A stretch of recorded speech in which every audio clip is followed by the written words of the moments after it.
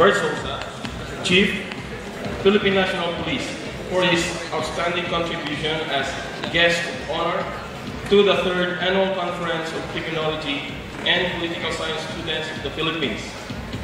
Advancement on Criminal Investigation and Criminal Justice Procedure, given this 5th day of September in the year of our Lord 2010 at the AFP Theater, Camp Aguinaldo, Quezon City. Signed, Maria Cristina Zandra Norte, Conference Chairman, Jennifer M. Cruz, Conguild President.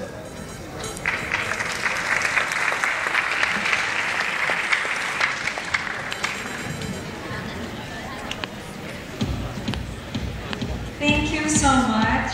Thank you, General Versosa, for being our guest of honor for this event. Okay, to pick up the pace. Yes, kung law enforcement na napag-usapan natin, ngayon naman for our political science students, YouTube, Facebook. Susunod na topic natin is very relevant for you.